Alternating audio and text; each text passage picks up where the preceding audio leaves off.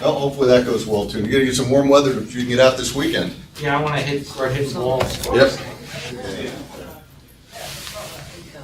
That would be better than it was, man. I couldn't even, was hitting the driver as far as an 8-iron. Oh, jeez. Arthritis was that bad in the left shoulder. Golfing already? Talking about it anyway. It's almost better than golfing sometimes. How you doing, John? I'm at the point, Mike, I just go out shooting. It's easier and it's more fun. John, did your Emmaus event sell out already? The golf tourney is close. That thing sells out. Yeah, the last count was 118, I think. Go You Birds. stay away from it. Oh, okay. Yeah. Just want to make sure. So we shouldn't curse or anything. I look for scrambles that are under 100. Yeah, this one, we'll have 132 easy again. Yeah, I'll do it. Yep. Well, you got a lot of food and other things at every, I know, that's a great event. yeah, so the time does pass well. Is Jessica still running her council? She's a good egg. She is, very much so. Yeah, she is now EVP in charge of Northern Lehigh, East Penn, Western Lehigh, Emmaus, Southern Lehigh, Hellertown, Lower Saucon, and Whitehall Chambers. She's having your lunches at Brookside? Yep, I have to come to one of those. I just like go there and eat. good food, and they've got good quality programs there Oh, too. yeah, oh, yeah. Yeah, very much so. I'll check when I get my newspaper after next one. Okay. Oh, okay.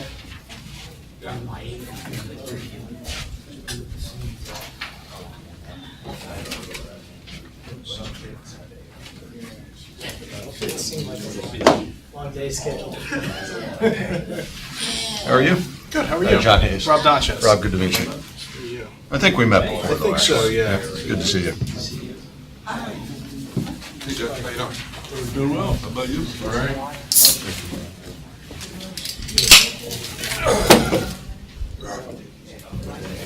How are you, Todd? Hey, Todd, how's it going? All right, you want me to answer the stuff in the pension, or It doesn't matter. You can, if you would take it, that's good. it's up to you, it doesn't matter to me. Who's that? You can probably summarize better, but Okay. I don't know how much is there, how much you, how in Just a depth you few want to things get on the into. funding level and something. Okay. Pack them all through. Okay. Question on the airline return. Seven. Yeah.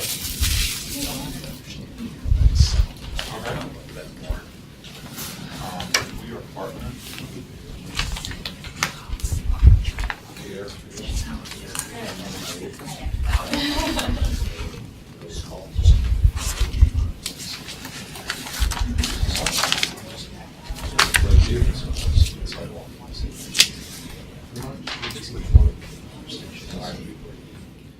Years past.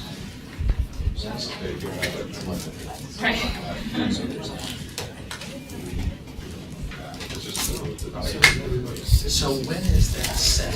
When do you negotiate that? I mean, or is it kind of fun? The year. In other words, I mean, is there kind of a beginning of the year where you say, you know, hey, this is fun? Well, we do our budget. Okay, so it comes out of that rate that we Right. talked about, which is the, and we just adjusted it, right? 3 cents or whatever it was, right? Okay. So, but it's really based on the cost.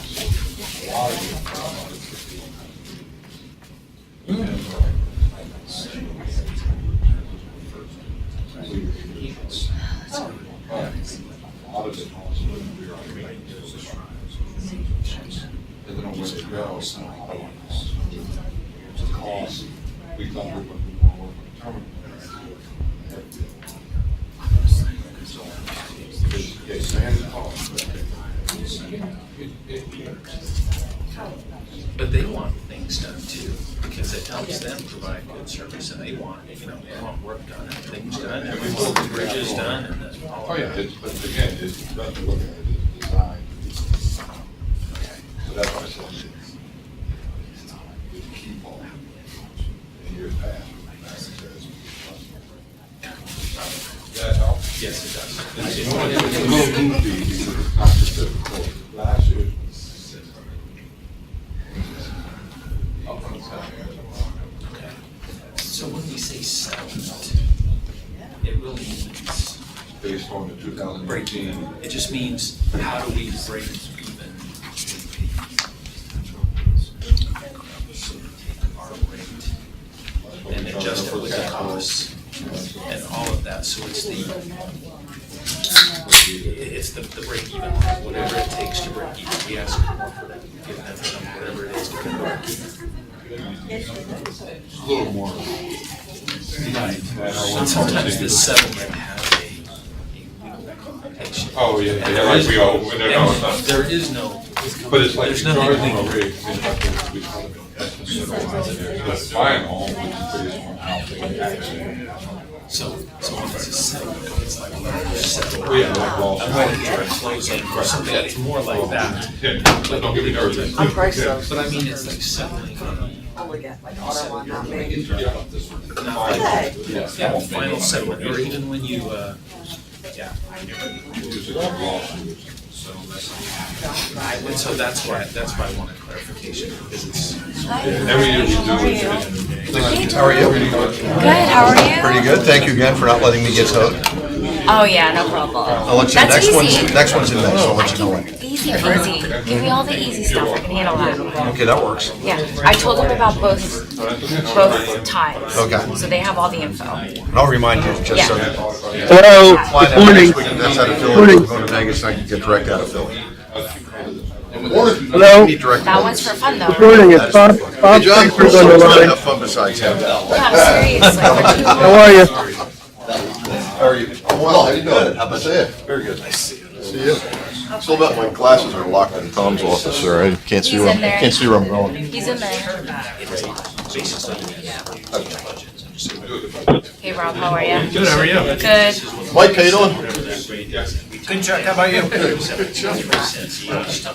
And so next year we'll get it again, so that where it needs to be. Correct.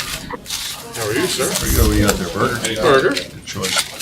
You're gonna pick out spatula. Hey, Larry. How you doing?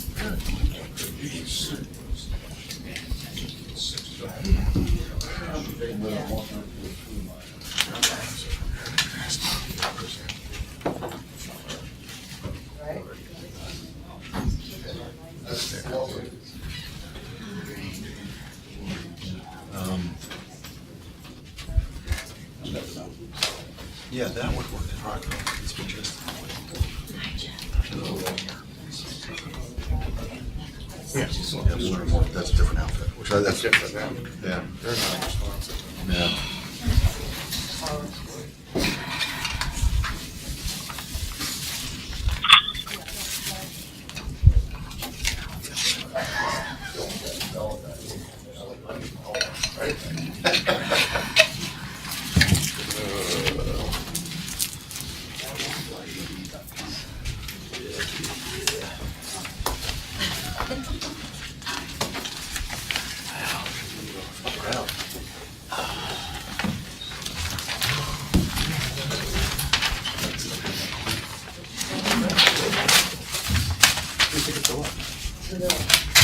Put on your personal page, then you get one ticket to go.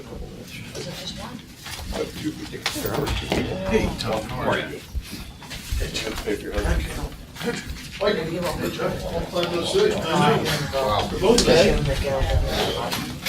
That's good.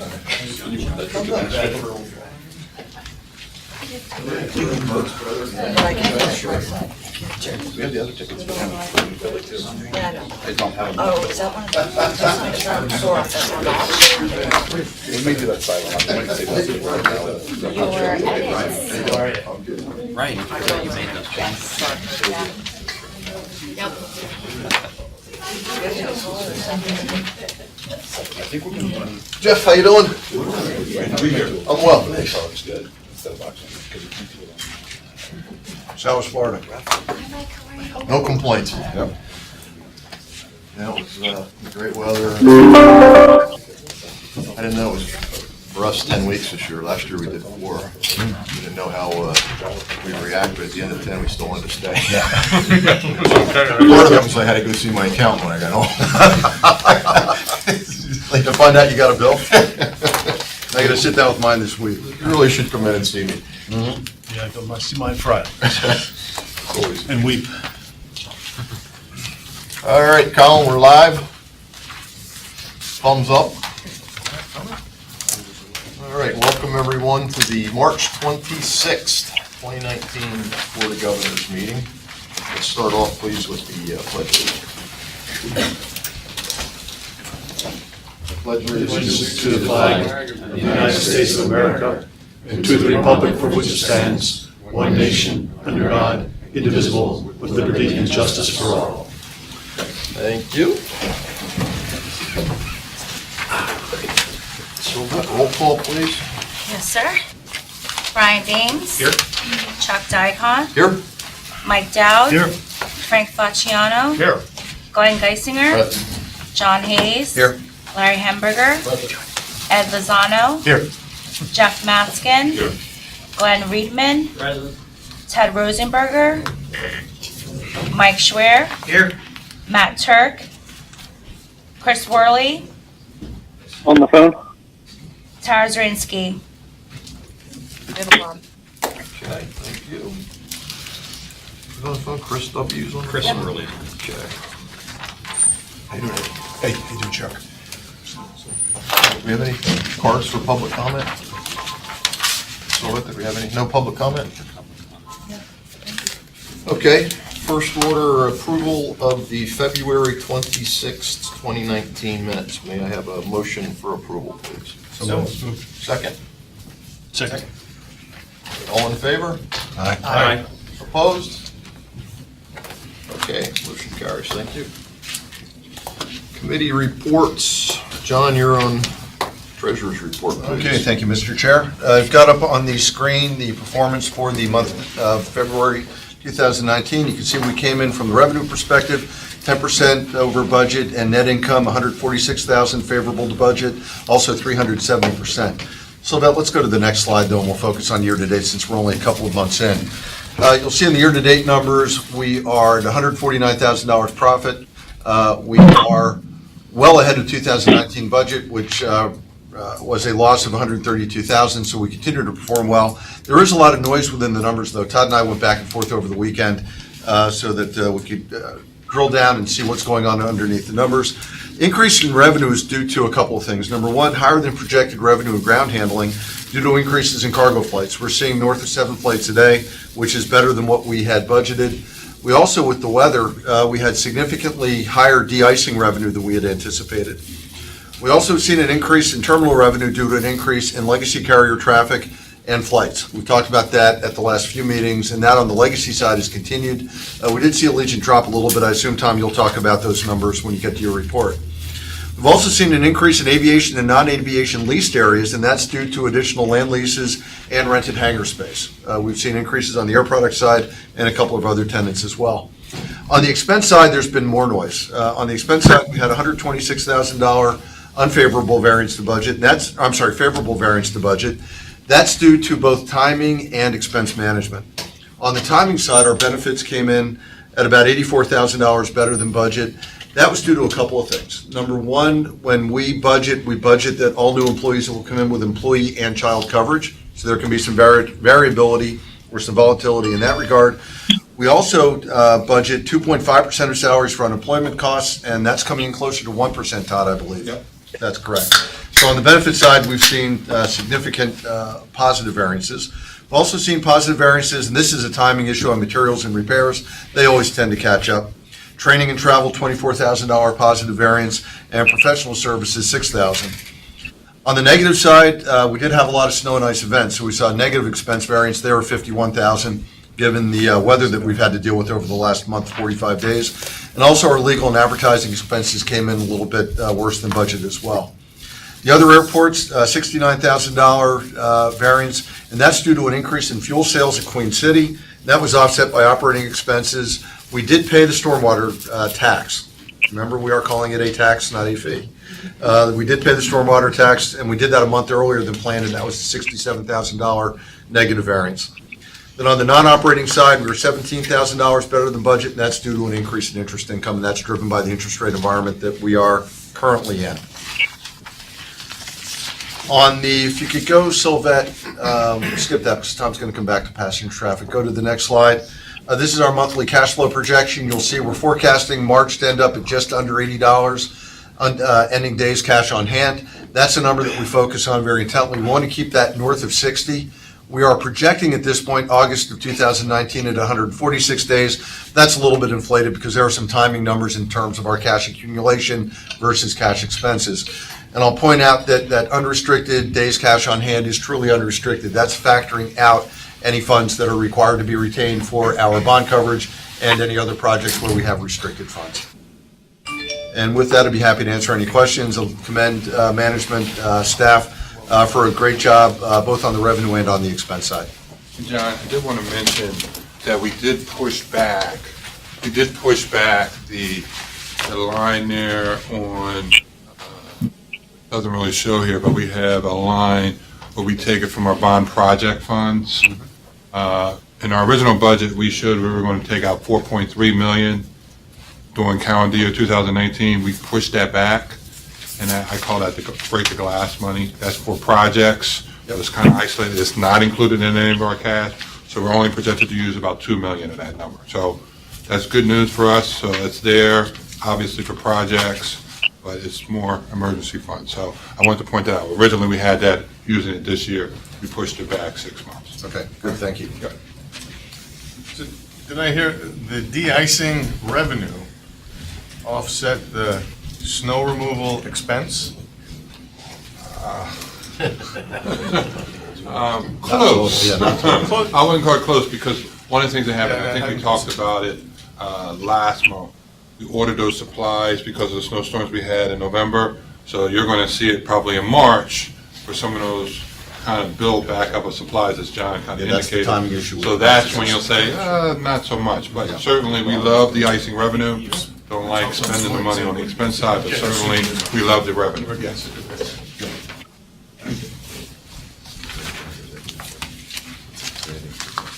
Okay, anyone else have any other questions? Okay, thank you. John, thanks. Great numbers, great report. Good work. Executive Committee, I know this guy. Okay, first item is approval. You need the approval on Oh, financial. I'm sorry. Been away for getting the parliamentary procedure error failed. Okay, may I have a motion, please, to accept the February Treasurer's Report? Second. Second. All in favor? Aye. Opposed? Okay, motion carries. Thank you. Okay, under Executive Committee, item 1, approval of the resolution authorizing the Executive Director to approve the solicitor's request. And Rob, if you don't mind walking through that for Sure. us, please. We drafted this based upon a request of the board. Essentially, this is a resolution to allow Tom, as the executive director, to approve the filing, settlement, or termination of any litigation or claims not exceeding $50,000. It's to avoid bringing the small claims to the board constantly, gives Tom a little more authority, but there is a provision in here that he shall notify the executive committee of any such action at its monthly meeting following the authorization. So while he has the authority to approve that, he also must keep the board informed. And then the question was raised at the executive committee, does this mean the board can't step in on any matters? Certainly no, the board can still step in if they could override this resolution or ask to be more informed going forward, but this would on a day-to-day basis give Tom that authority.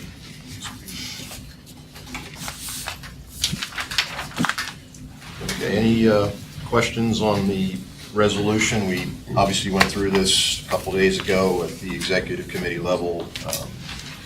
John, I remember, was John?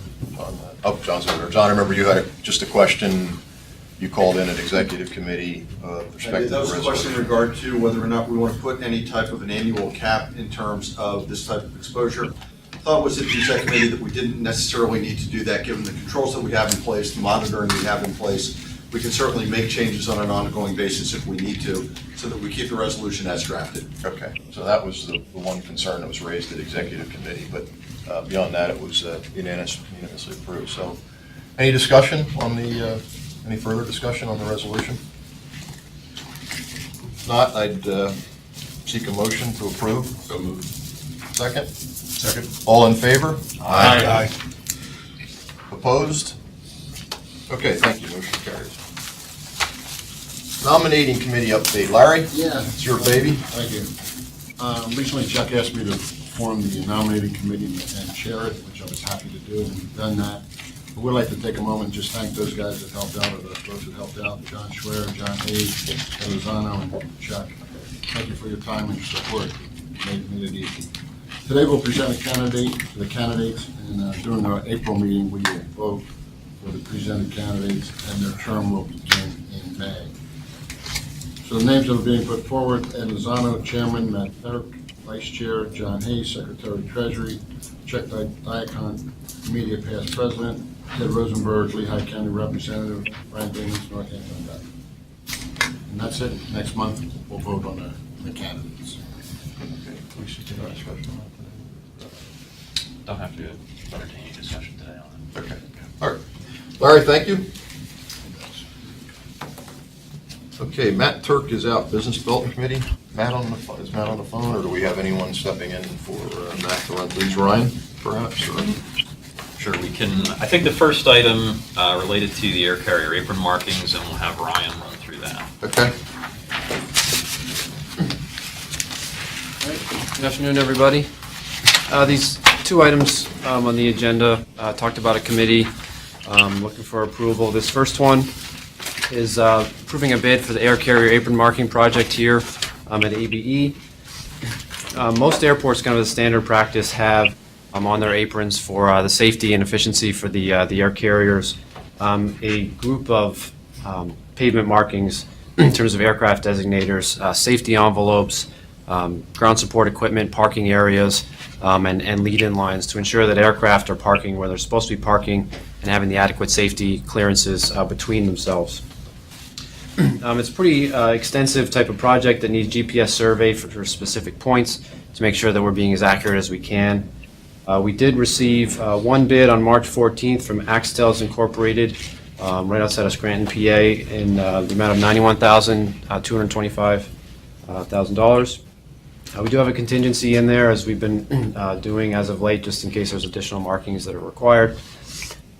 Axtels Incorporated is really an airfield pavement marking specialty firm, so they've done this at a lot of airports. They've been on site as of late as well, familiar with the project site and the specific requirements. That's a bit more stringent than your typical roadway markings. Just want to scroll down, sorry, a little bit so that. This was included in our 2019 CIP as a non-major critical project. Is in line with what we put in as the opinion of construction costs. The duration of this is only about 10 days. We're actually looking for Axtel to incorporate and take advantage of our 52-hour closures in May to really work on the area somewhat unimpeded, so take advantage of that time frame. So we're looking for approval to award the bid to Axtel Incorporated in the amount of $91,225,000. So one bid. Did receive one bid. We did have a few. We did reach out to some of the major other players that are, being strategic about where they bid the projects based on the complexity. And what was our estimate going into this? Estimate was around 80, 85. 85. So it's a little bit higher, but again, it's in line with what we're looking for. They can come in and do what they need to do. What's the life expectancy of the markings? I mean, how often do you have to? We actually refresh markings annually. So really the idea here is, because it's a completely new configuration of markings, it's not just installation of the markings, removal of all the existing markings and the survey and then the installation. And then once this is installed, in-house staff, our maintenance personnel who do the marking work every year, will go around and refresh these. When I look at the bid tabulation, are the items 2, 3, and 4, are they the contingency dollar amounts? We have 5,200 in contingency? Correct. Okay. Or 5,400, I'm sorry. Yes.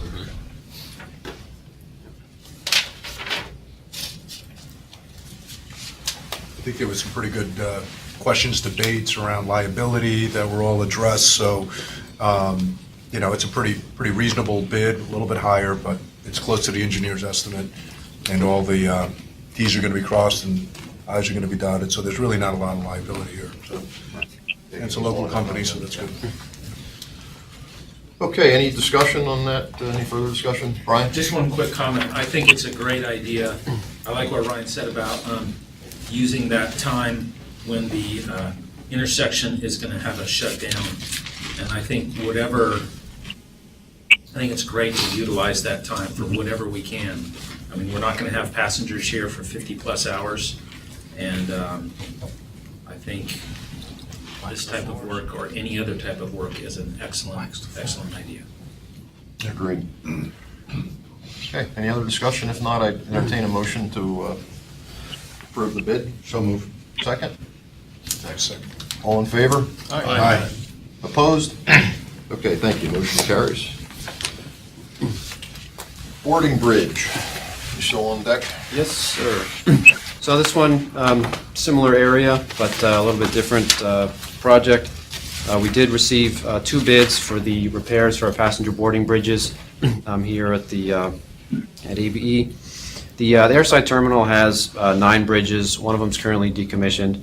And we did have a survey done on all 8 bridges to see what repairs could be required from a structural, mechanical, life safety and improvement item rather than getting completely new bridges.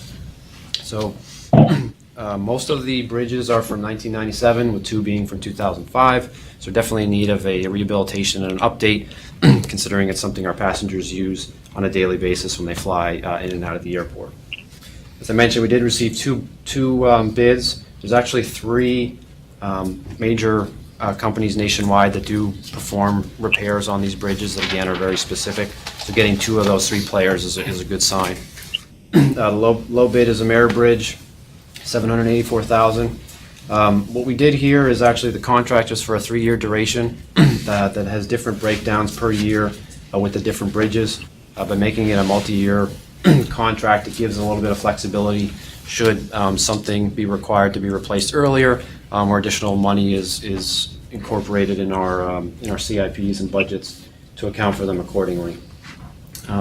Really what the $784,000 includes is some of the structural life safety components, as well as painting the interior and exterior of the bridges.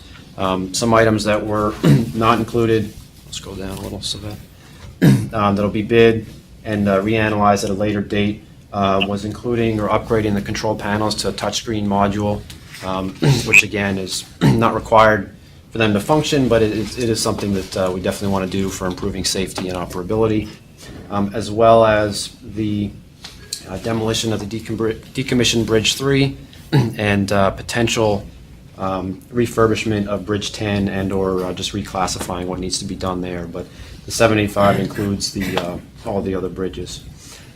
Similar to what we've been doing with the other projects, again, coordinating with our airlines and operation personnel.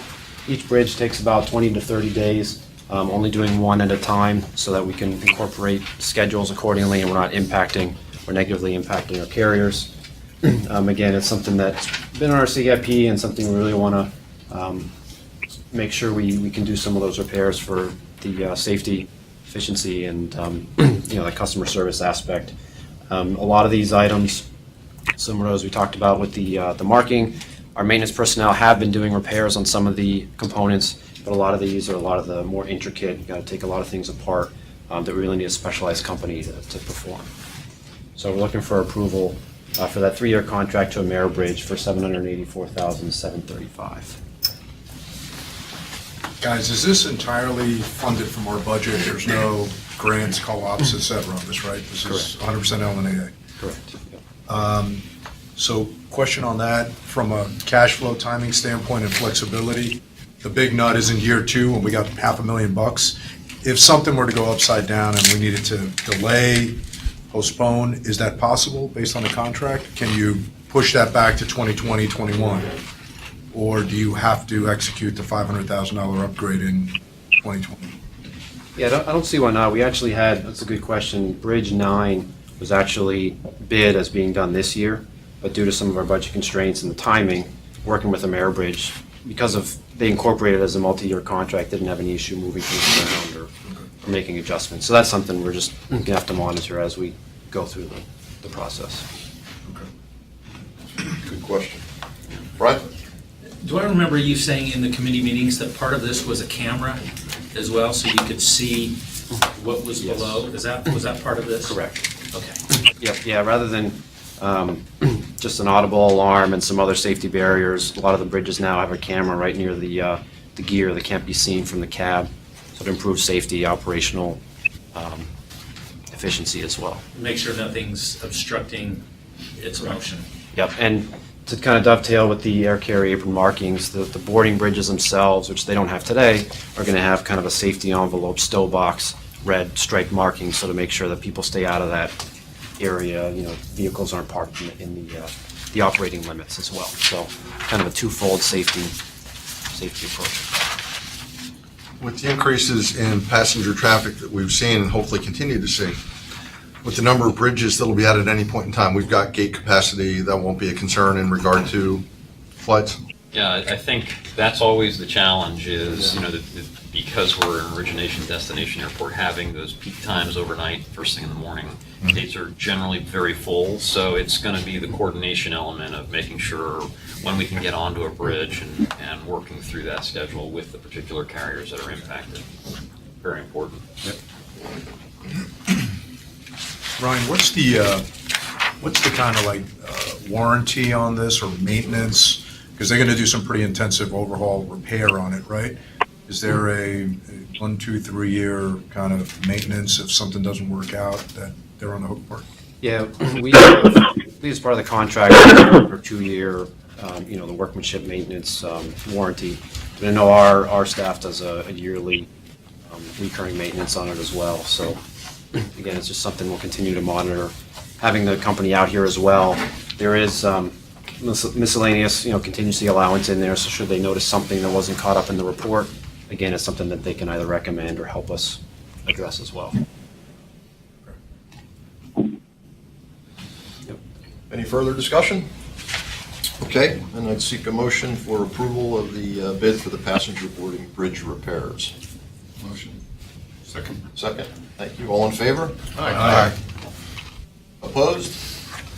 Okay, motion carries. Thank you. Thank you. Thanks, Ryan. Steve. Steve, Afternoon, everybody. cover the vertical transportation. Yeah, vertical transportation. This is to approve our necessary upgrades and repairs to escalators 11 and 12 out in the Wiley Post Departure Building. As we have all heard quite frequently from social media and from our passengers, escalator 11 is currently out of service. That's the up escalator in Wiley. Really, after evaluating that escalator, it requires a complete tear down to get to the wiring and the issues that the escalator is having. So rather than take it all apart, replace a wire, and then put all the old equipment back in, we really feel it's the best course of action is to rehabilitate or upgrade this escalator at this point. We'll still have to rip all the stairs, wiring, everything out, but we'll put all new stuff back in when we're done. Escalator 12 has actually been developing similar issues. They're about 22 years old, constantly running since that point. There have been about 41 service calls for escalator 11 since for the past 15 months. We've replaced the drive motor. We've done all the control relays and all that other stuff in that unit, but still not having a successful time at getting this thing up and running. We've performed electrical service studies here as from the buildings to ensure that the electrical supply to the unit is working properly, and that's hasn't shown any failures on the electric side. So it's really just wore out machinery at this point. We will, while the contractor's here, we'll like to have them look at elevator 11, which is the elevator from the checkpoint to the old departure building. That elevator is about 45 years old, Tom, is that what we determined? So we'd like to just have them look and see what we can get done to that piece of equipment to get us a comfort level that it won't fail tomorrow. Obviously, we're down the road, we want to replace all that brand new elevator, but right now, just a quick run through what some preventive maintenance items we can accomplish. Back to the escalators, once these escalators are rebuilt, they will be upgraded to new technology. All the controllers, stairs, drivetrains, wiring, everything in these units will be brand new. The new controllers are modern technology. When the equipment fails, the equipment will tell us what's wrong with it. It's just like a modern car. There will no more searching and pulling and replacing parts. We'll know pretty quickly from the computer controllers. And then, this will solve this non-running escalator problem and give us another 20 years on both of these two pieces of equipment. Is there any questions? While we're doing it, I had the pleasure of fielding that complaint from a passenger when I flew out of here about a week and a half ago. Yeah, it's great fun. I had the experience myself a while ago, so. Tom and I were out looking at the equipment the other day and had a lengthy discussion with a frequent traveler here that flies out of here pretty much exclusively 2, 3, 4 times a week, and was saying, if you don't get this stuff fixed, I'm out of here. So, yeah, it's been an important. What's the time frame of those, when they start completed? That's a great question.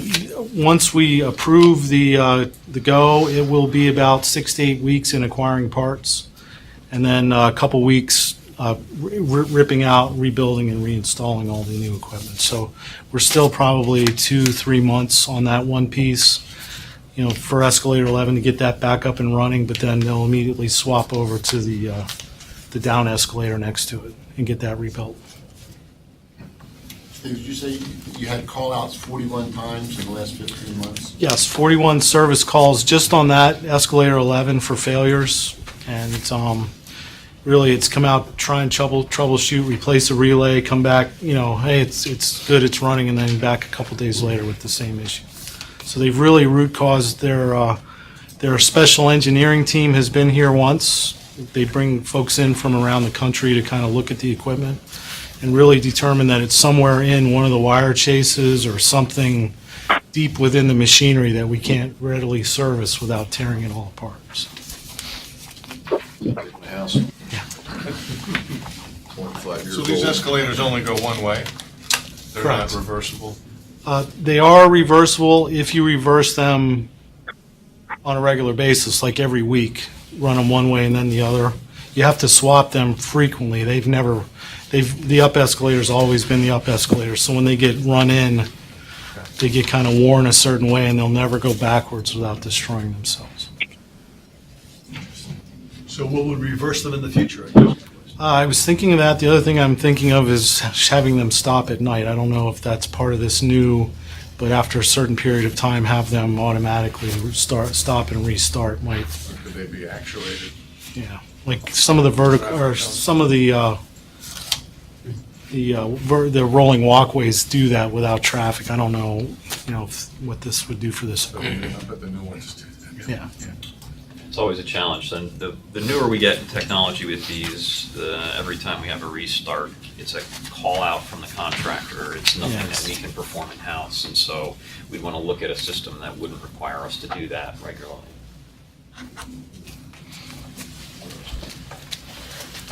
Any further discussion? If not, may I entertain an approval for the escalator elevator rehabilitation project? So moved. Second? Aye. Sounds like a popular one. Yep. All in favor? Aye. Opposed? Motion carries. And one other suggestion, we may want to put up signage that repairs have been approved and, yeah, so Coming they soon. I may need to grab Tom for like 2 minutes to have him go sign. perfect. Get it started now. Picture Sylvette for complaints in case anyone wants to complain. It's been a huge issue with our passengers. Oh, Yeah, but you. Yeah, we heard about that. But the stairs are holding up well. The stairs are holding. Stairs are still holding up. Unused. No charge for the stairman. No charge. Okay, Darren, you gonna handle the real estate? Yes, First sir. Amendment with Rockefeller, a modification? Yeah, thank you, sir. This is really pretty much an administrative matter. So when we did the approval of the agreement of sale for Rockefeller for the property we have in Hanover Township, Lehigh County, was basically just set at a per acre price until the survey was complete. So we've gotten the survey from Rockefeller. That's been reviewed in-house by Ryan's group, no issues with the survey or anything. So basically added a slight amount of acreage to both the property being sold and the easement that we're conveying to Rockefeller. So you can see actually about $47,000 in additional on the sale price and about $61,000 additional for the easement. So again, this is just looking for an approval for the First Amendment to the agreement of sale to continue that process with Rockefeller moving along. That was based on 175 an acre? Yeah. Right? Yes, sir. Okay. Just so everyone's edification. And I would just ask that the approval be subject to final legal review to be approved by the executive director. Okay. All right, any discussion on the amendment? If not, I'd entertain a motion to approve the First Amendment, agreement of sale of Rockefeller, subject to Tom's review as executive director. So moved. Second? Second. All in favor? Aye. Opposed? Motion carries. Thanks, Darren. That one's easy. Give us more money. Finance Committee, Mike? Yeah, we had a rather lengthy discussion on the pension plans this last meeting, and Todd has graciously offered to give a recap of the meeting. Good afternoon again. We'll try this one more time. Just wanted to run through, I didn't put anything on the slides. I know you're all set to get up there. I just want to move away from you in case The hands some go, room to dance here. the hands go flying and you get, I'd like to, I know you'd bam. like to move. Yeah, I do that a little bit. We had our pension meeting, we have them once a year. This year, we incorporated our defined contribution as well. We hadn't had a pension review on that, so we enlisted King Spry to do a review to make sure we were in compliance legally and also in compliance with all of our CBAs. And no findings found. We've been really good stewards of both plans.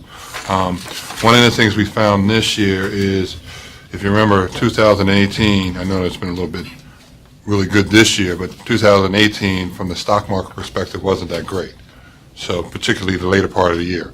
So for last year, we lost 4.5%, and our assumed rate of return is 7.5%. So -4 versus 7.5, not the greatest thing.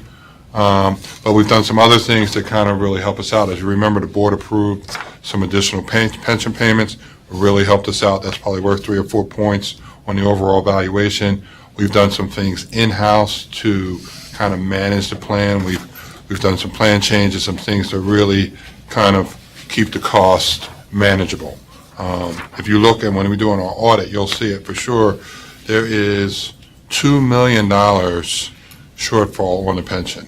That was the $2 million. We had a $1.9 million shortfall in 2017. So 2 years, we're roughly about where we are. But again, it just shows long-term, this is something we're going to struggle with, and we're trying to deal with that with some of the plan changes, some of the things we're doing. Because again, it's a tough thing to kind of look at. We have, the plan right now is 86% funded. It was 86% funded the last time we did the evaluation, which was in 1/1/17. Now that's a full actuarial evaluation. We do that every 2 years. So we did it 1/1/17. It was 86%, both plans combined. We're at 86%, both plans combined as of 1/1/19. There Was it are, last year, do you know? last year was about 90% because it went up. Now, that's a trended number. And again, remember last year, and that's a good point, Mr. Lozano, that was, we had a 14% return, 14.5% return in 18. So again, that 7.5%, 14 is good, but then the flip side of that was 2018, we're assuming 7.5, but we had a negative return. So long-term is obviously something we're looking at to make sure we can manage. But the overall pension assets are 12.7. Our liability is 14.7, so that's that $2 million variance I talked about. And you'll see that on our audited financials as $2 million being held for future payments on, it's an asset right now, but it's really a prepaid because at some point that's going to become a liability that we're going to have to fund that pension. So that's a big nut that's on our financials. One of the big things that we've done is on the defined contribution, because it's really where we're trying to shift things to defined contribution because that's manageable. Right now, 60% of our assets in the defined contributions are in cash equivalents. From our perspective, that should be a flip side. It should be 60% in equities. And we're working on employee education, making the default plan the balance fund instead of, right now, it's the cash fund. So we're making that default plan the balance fund. And the other thing that we're doing, which is really trying to help folks understand it, we have 44 actual plan choices, and most of them aren't being used. We're going to trim that down to 12 to 16 and make them a little bit more, a little easier to understand just what the terms, aggressive, conservative, really easy for the average person to say, oh, I'm aggressive, I want to be in this plan. I'm conservative, I want to be in this plan. So, again, a lot of it's employee education, but the most important thing is that we've been good stewards of the plan.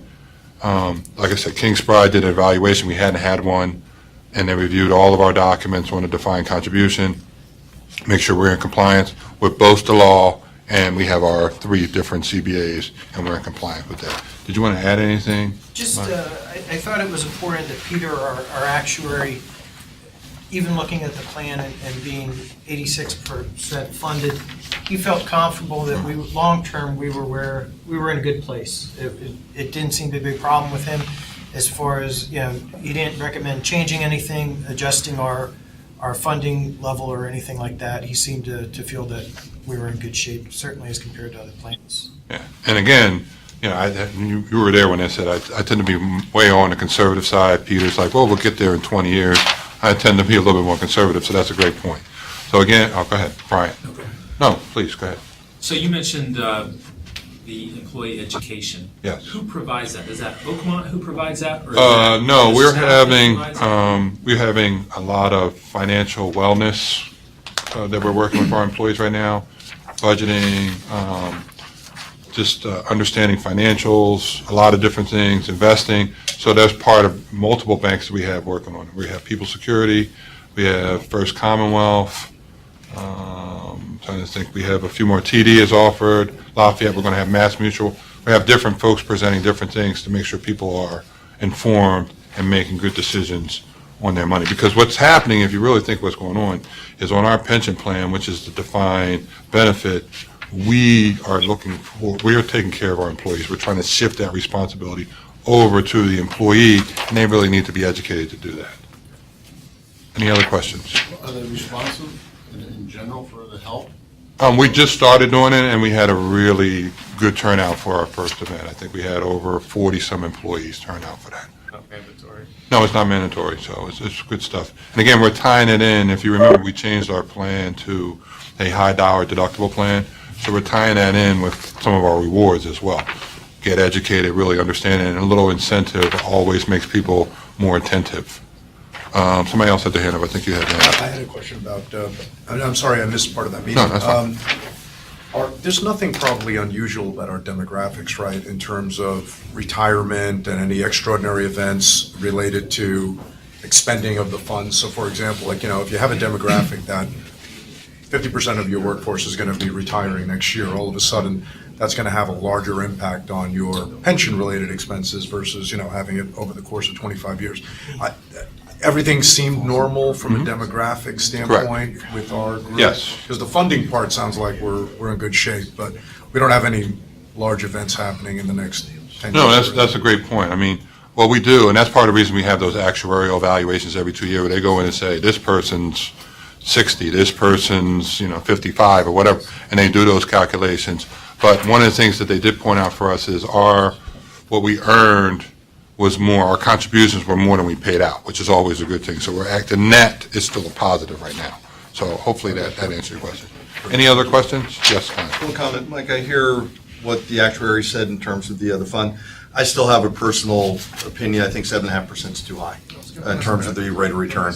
Now it's not, given the volatility in the market, now it's not the time to act on it, but I do think we need to keep in mind working that over the next many years to get that down closer to 7%. I feel a lot more comfortable there.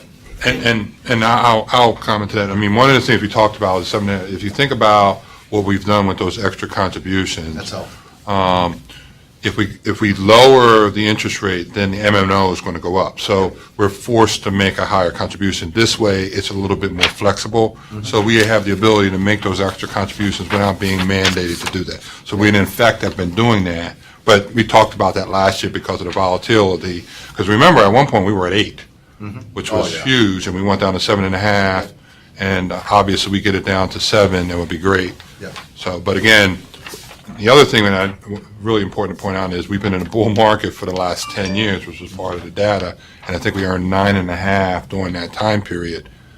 You know, at some point, the bull's going to end, and then we're going to be dealing. Now, I want to, Right. yeah, we're going to have to ride that a little. But again, you know, keep in mind that we've made those $200,000 extra payments the last several years, which really have helped us. Because again, if we're at 86, we probably would have been at 82, somewhere in that range. So that's, again, that's pretty good stuff. So if you treat your additional payments as if Yes. we were using a lower interest rate. Right, and that's kind of what we've done. But again, it's the difference between being mandated and doing it voluntarily. Because we've got a state pension deficit. If you aggregate state and local pension shortfalls, we're probably north of $100 billion at this point. I don't want to be part of the problem. Right. You know, to comment on that, though, I think, you know, having sat on the pension board at the county for 4 years, one of the things is the balance that Todd's achieved, along with our actuary, is dead on. It's dead on. It's exactly where we need to be, because we've put an interest rate level that, while it may be a little bit higher than the market's returning right now, it's realistic over time, and at the same time, it allows us the flexibility to make those contributions as we are allowed to with cash. Yeah. Instead of being forced to, but it's still realistic in the market as far as what we Again, can. that was pointed out as well. And I think, you know, if we're anywhere north of 80%, we're not part of the problem, because there are a lot of people Oh, I that agree are with way that. south of that. Yeah, that's why I want to keep it not part of the problem. Yeah, I agree with, we're in good shape. So we should feel good about that. Again, we added in the defined contribution, which is really something that the whole board should feel good about, because we're ahead of the curve as far as making sure that we're evaluating that with our defined benefit plan as well. Anything else you wanted to add there, Mike? No, I just wanted to jump in about the same thing, about the extra contributions that we're Yeah. making, so. Any other questions, concerns? All right. Thank you. Thanks, Todd. Thanks, Mike. Okay, Tom, Director's report. Thank you, Mr. Chair. As Mr. Hayes alluded to, February was a good month for air traffic at ABE, an increase of 8.8%. In February, the previous February of 18, we were up 15%, so you see kind of that growth over time. So great news there. We see American leading the charge in February with nearly a 40% increase in their passenger activity. Allegiant was up about 2%, 2.3%, so relatively flat. A couple of markets they're doing well in, some that they're holding steady in. So continue to watch that. Delta was relatively flat as well when we look at them month over month. So just kind of trending that. United was down a little bit with their shuttle to Newark, which we know in February was probably impacted by weather a few times. So. Potential there. We continue to watch for second quarter coming in 19. We're seeing a 19% increase in scheduled seats. And that's also followed up by quarter three, which shows a 27% increase in scheduled seats over the previous. So continue to watch that. In terms of events and follow-up from our last meeting in February 26th, March 5th, I participated in the Greater Lehigh Valley Chamber of Commerce Young Professionals panel discussion, and a very interesting discussion, great group. So really enjoyed doing They that. like you too. Okay. Yeah, I don't think too many things were thrown. There was no shield or anything. March 13th, we did host a President's Roundtable here in this room with some participants from Greater Lehigh Valley Chamber of Commerce. So it was a fun opportunity for us to talk a lot about the airport and host some questions, take folks on a virtual tour, which when we had a little video, I think we shared at committees and some of those. Did you share them at the committee? We did. Last week, I think. And so that was well done. that was a lot of fun. That was a lot of fun. So You did a good job. That was it was a very good President's Roundtable, and I got a lot of kudos for it. Great. People were glad Great. they came. You did a good job. The video was a hit. Great. Yeah, it was a lot of fun. We were happy to do that. March 14th, we actually initiated a program called our WINGS program, Walking Into Night Guide Service, which is a opportunity to have a guide take you to your vehicle in the evening if you're not comfortable. And this suggestion actually, I think, was a fantastic idea. It came from a board member who will remain nameless, but his initials are Mike Dowd. And Mike had approached me about this idea some time ago, and we were really working towards putting the program and staff together for this. So this is just an opportunity if people are uncomfortable for whatever reason or just prefer to have somebody walk them to their vehicle.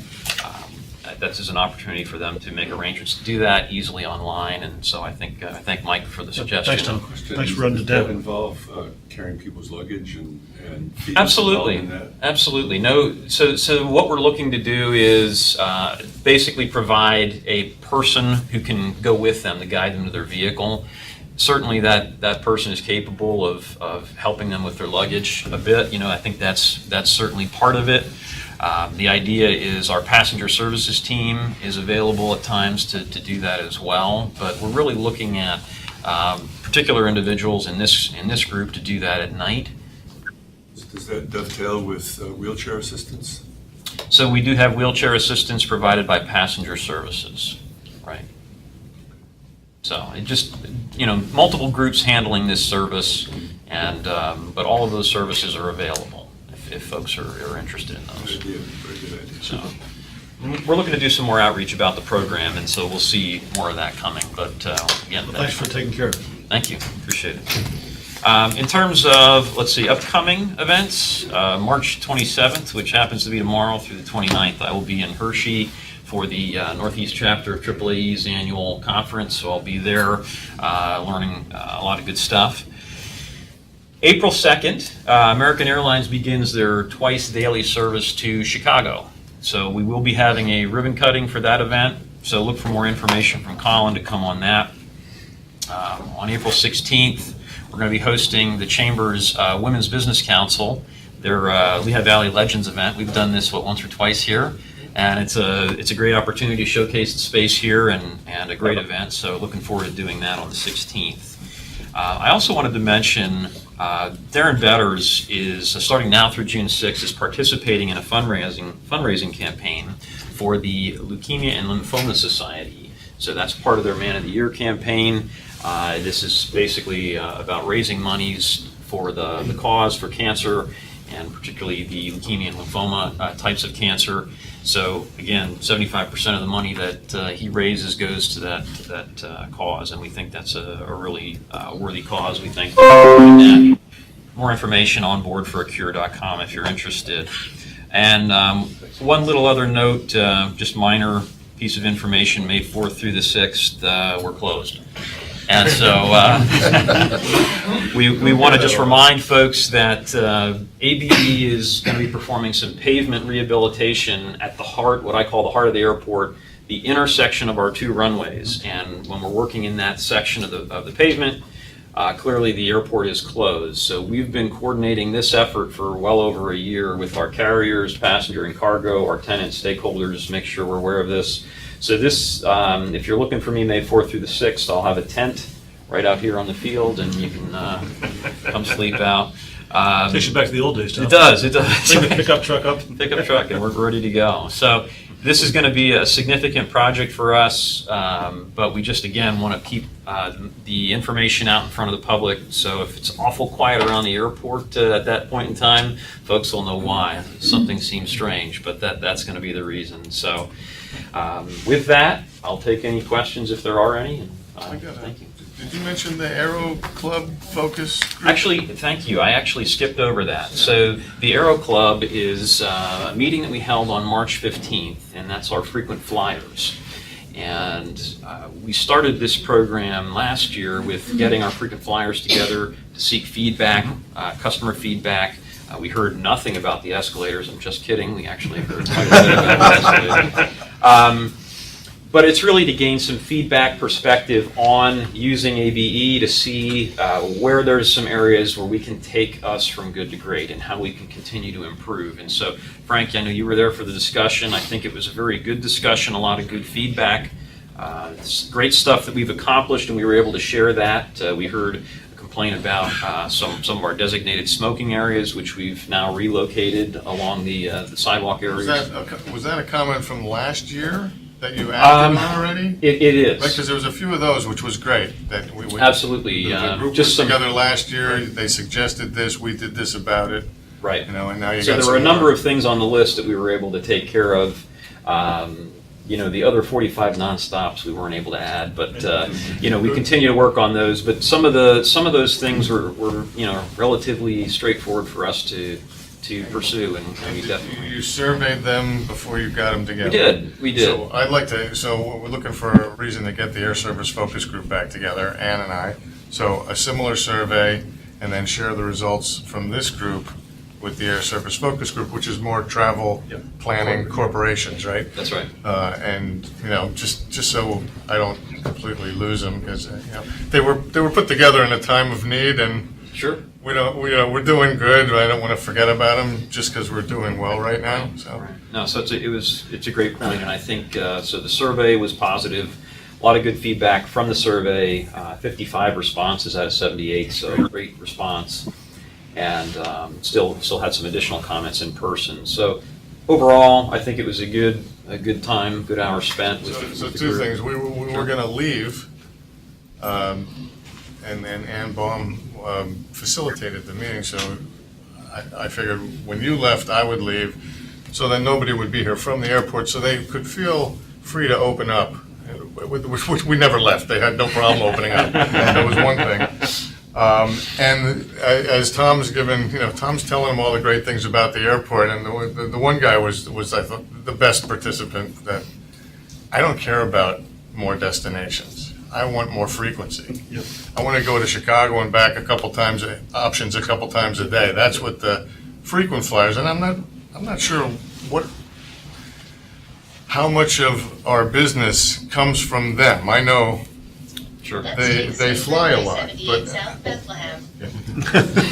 anyway, it was a whole different group that I had never spoken to before. It was very educational. Always how much business comes from them and how much could. And I've said this a couple of times, I'll use this as the example. Back in 2011, I went back and forth to Chicago 15, 20 times. Always out of Philly, because I could go out and back one day out of Philly. I couldn't go out and back and get what I needed done flying out of here.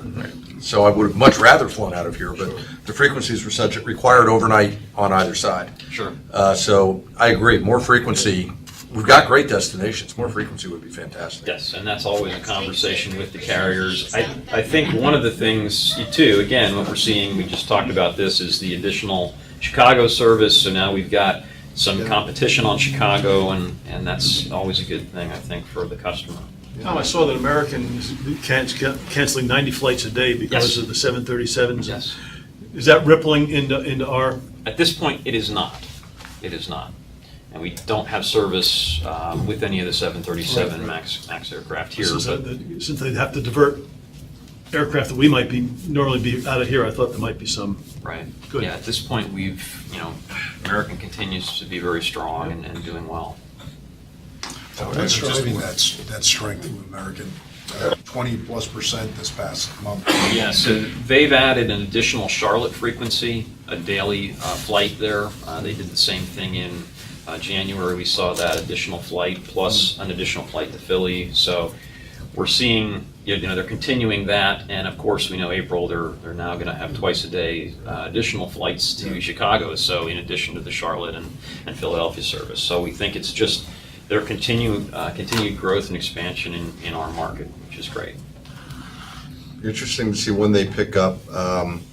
I knew 3 people. I was down in Nashville last week for a conference, and I knew 3 people that flew Nashville, Charlotte, and then Charlotte, supposedly Philly, 3-hour layover, ABE. Cheaper than just flying into Philly. And everybody to a person carried their luggage, got off in Philly, rented a car, and were home 2 hours before they would have been flying through it. I know there's a term for that, and I know the airlines hate it. Yes. But right now, Americans getting a lot of it. Sure. No, So.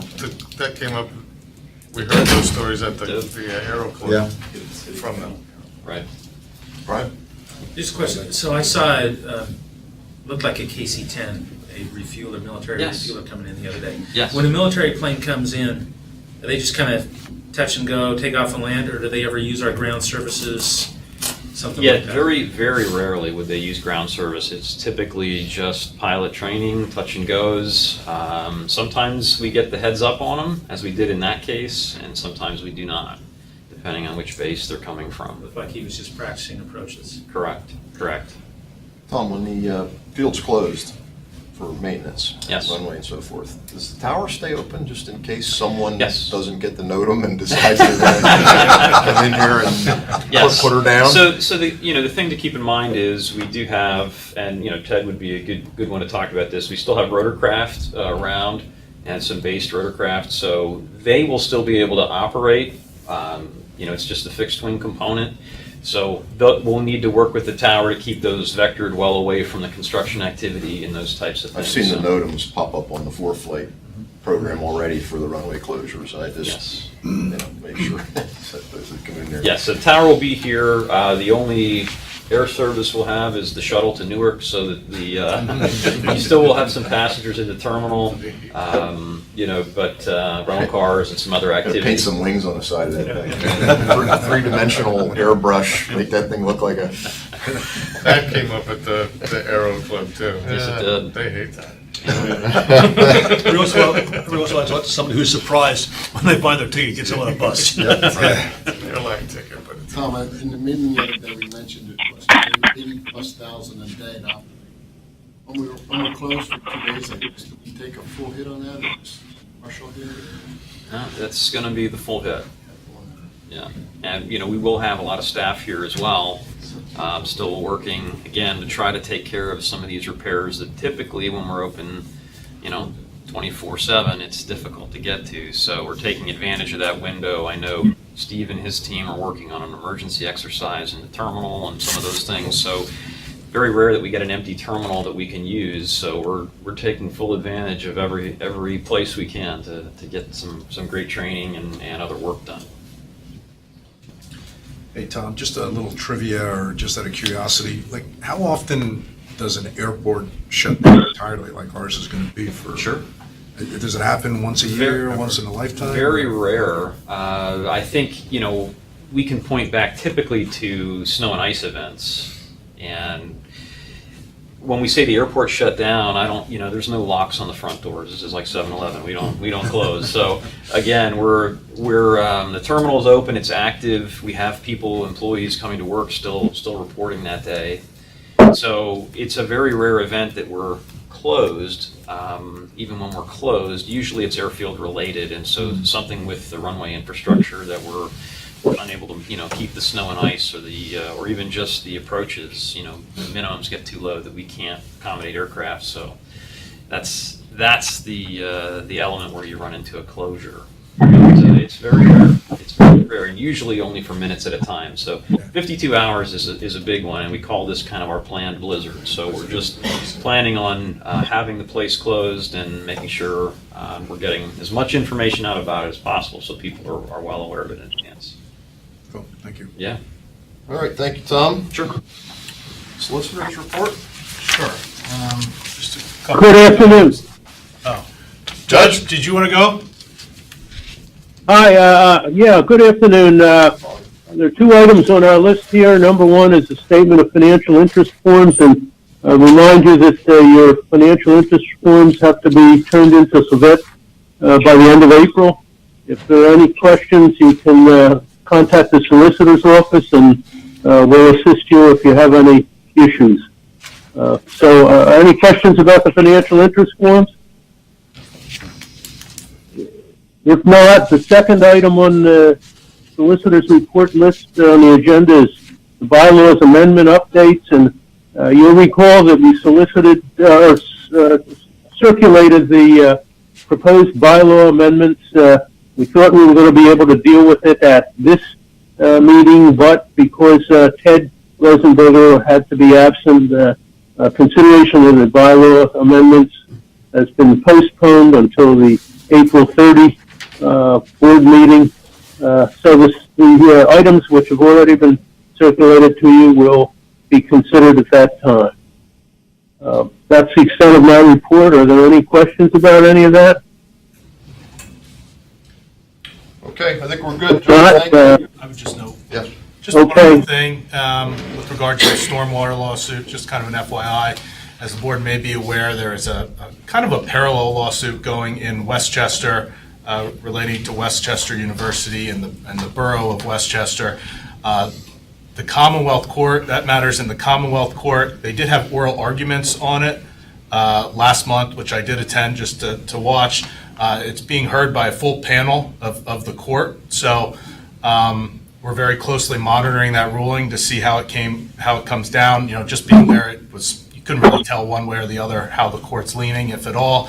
It is just early on a preliminary objection stage, so it's also possible the court just lets the lawsuit proceed without a dispositive ruling. But certainly that's a case that we're watching because it could be precedential in our matter. Okay, thank you. Any new business? I have a question. Yes, sir. You brought up the stormwater. John, you had said before we paid the stormwater tax? We did under protest in order to avoid penalties that would occur on the payment. So we did that under protest. The judge drafted the language that we included with submission of the check. Okay. All right, any new business? Okay, hearing none. Do we have any reason to go into executive session? Not that I'm aware of. Not from our standpoint. Okay, I have a motion to adjourn. Yes, sir. Can I just say something? My term on the board was up at the end of last year, and after not hearing back for a while, I hear that there's someone else in the pipeline.